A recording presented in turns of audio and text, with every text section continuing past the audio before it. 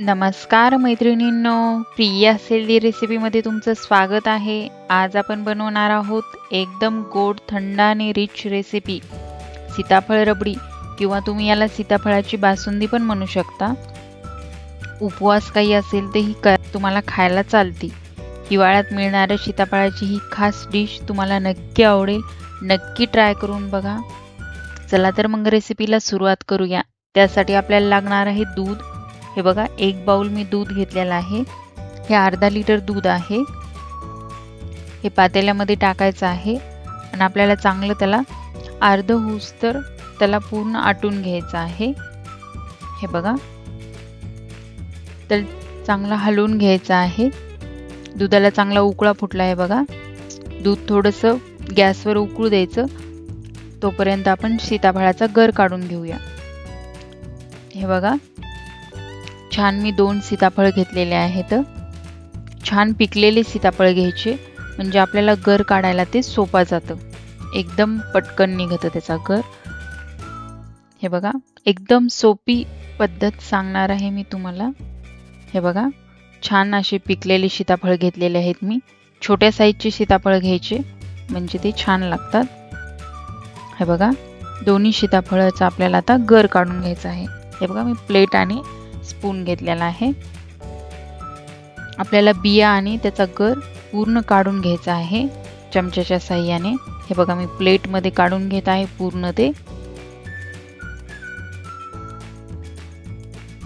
बिया सगट काढून घ्यायचा आहे। हे बघा, एकदम छान असं खरडून काढायचं आहे चमच्यानं।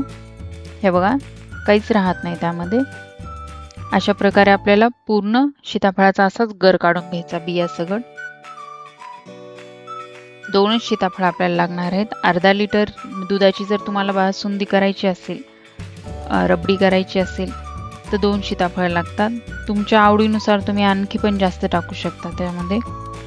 हे बघा, अशा प्रकारे पूर्ण याचा मी दोन्ही पण सीताफळाचा गर काढून घेतलेला आहे बिया सगट। आता आपल्याला हे बिया बाजूला करण्याची एकदम वेगळी पद्धत सांगणार आहे मी तुम्हाला। हे चॉपर घेतलेलं आहे मी, साधं सिंपल दोरीचं चॉपर आहे हे। यामध्ये थोडेसे टाकून घ्यायचं आहे तो गर बिया सगट। हे बघा, चाळणीनं पण मी तुम्हाला सांगणार आहे कसा काढायचा। पहिल्यांदा आपण चॉपरनं बघूया, पण चाळणीपेक्षा चॉपरनं लवकर निघतं, जास्त मेहनत लागत नाही। थोडं वेळ खाऊ काम आहे हे, पण चॉपरनं लवकर होतं चाळणीपेक्षा। हे बघा, हे बघा, अशा प्रकारे मी चॉपरनं त्याला काढत आहे। हे बघा, तुम्हाला दाखवते मी। बिया एकदम वेगळ्या होतात। हे बघा, किती छान होतात, एकदम वेगळ्या बिया होतात। ते आपल्याला चमच्याच्या साहाय्याने बिया काढून घ्यायच्या आहेत, किंवा तुम्ही एखादी गाळणी घेऊ शकता आणि त्यामध्ये पण बिया वरी राहतात आणि खाली गर पडतं, किंवा चमच्यानं पण काढू शकता। हे बघा, बिया पूर्ण याच्यातल्या काढून घेत आहे मी।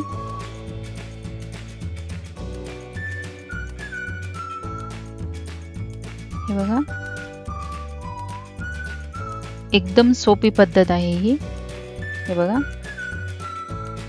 आता मी तुम्हाला गाळणीने सांगते कसे काढायचे आहेत। हे बघा, मी एक गाळणी घेतलेली आहे। ही थोडीशी मीडियम घेतलेली आहे, किंवा तुमच्याकडे अशी नसेल तरी पण आपण जे पूर्णाला वापरतो ती मोठी घेतली तरी पण चालतं।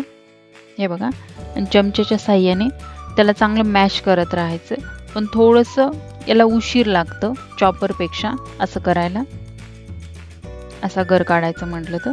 हे बघा, सारखं त्याला मॅश करत राहायचं, हलवत राहायचं, म्हणजे खाली गर पडतं आणि वरी बिया राहतात। हे बघा, तुमच्याकडे चॉपर नसेल तर तुम्ही चाळणीनं पण काढू शकता। हे बघा, अशा प्रकारे ह्या बिया वरी राहतात। हे बघा, खाली गर पडतं। हे बघा, दोन्ही पण पद्धतीने मी सांगितलेलं आहे तुम्हाला कसं काढायचं। हे बघा, एवढा 2 सीताफळाचा एवढा गर झालेला आहे आपला। आता आपण दूध पाहूया। दूध हे बघा अर्ध दूध झालेलं आहे, आटलं अर्ध दूध. आता आपल्याला त्यामध्ये साखर टाकून घ्यायची आहे गोडसाठी. तुम्ही गोड जास्त जर खात असाल तर जास्त पण टाकू शकता. मी पोह्याच्या चमच्यानं अगदी 2 चमचे साखर टाकत आहे. सीताफळ गोड असतं आणि त्यामध्ये मी मिल्क मेड टाकत आहे. मिल्क मेड ऑप्शनल आहे, तुम्हाला हवं असेल तर तुम्ही टाकू शकता. एक पोह्याचा छोटा चमचाभर मी त्यामध्ये मिल्क मेड टाकत आहे. हे बघा, म्हणून मी साखर कमी टाकलेली आहे त्यामध्ये. हे गोड असतं. हे बघा पूर्ण ते मिक्स करून घ्यायचं आहे दुधामध्ये.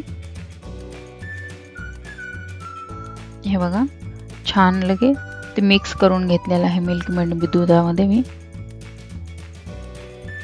आता आपल्याला त्यामध्ये केशर टाकायचं आहे. थोडासा केशर टाकत आहे मी. तुम्हाला हवा असेल तर तुम्ही त्यामध्ये इलायची पण टाकू शकता. हे बघा केशर टाकून मी त्याला पूर्ण छान हलवून घेत आहे. केशर टाकल्यामुळे दुधाचा कलर थोडासा हळदीसारखा होतो. हे बघा आता आपल्याला ते एका बाउलमध्ये काढून घ्यायचं आहे दूध आटलेलं आणि ते पूर्ण थंड होऊ द्यायचं आहे. गरम याच्यामध्ये आपल्याला गर नाही टाकायचा आहे सीताफळाचा. तो पूर्ण दूध थंड करून घ्यायचं आहे. थंड झाल्याच्या नंतर आपल्याला त्यामध्ये सीताफळाचा गर टाकायचा आहे. हे बघा दूध पूर्ण थंड करून घेतलेलं आहे मी. आता त्यामध्ये मी हे सीताफळाचा गर मिक्स करत आहे. तुम्हाला उपवास काही असेल, उपवासाला सुद्धा ही बासुंदी चालती, किंवा लहान लेकरं मोठे लहान मोठे सीताफळ जर खात नसतील तर अशी रबडी, तुम्ही याला बासुंदी पण म्हणू शकता, रबडी पण म्हणू शकता, अशी जर बनवली तर एकदम आवडीनं खातील. हे बघा पूर्ण त्यामध्ये सीताफळाचा गर मिक्स करून घ्यायचा आहे. यामध्ये मी ड्रायफ्रूट ते काहीच टाकलेले नाही. हवं तर तुम्ही टाकू पण शकता अगर ड्रायफ्रूट काही पण. गार्निशिंगसाठी तुम्ही यूज करू शकता ड्रायफ्रूट. हे बघा तुम्हाला दाखवते, एकदम तयार आहे छान. आता याला अर्धा तास मी फ्रीजमध्ये ठेवत आहे. एकदम थंडगार छान लागते. दिवाळीनंतर काहीतरी गोड पण हेल्दी हवंय तर ही एकदम परफेक्ट डिश आहे. नक्की ट्राय करा आणि कमेंटमध्ये सांगा कशी झाली. फ्रीजमध्ये ठेवल्याच्या नंतर किती छान होती. तयार आहे आपली सीताफळ बासुंदी. रेसिपी आवडली असेल तर लाईक करा, शेअर करा आणि चॅनलवर नवीन असाल तर चॅनलला सबस्क्राईब करा. धन्यवाद.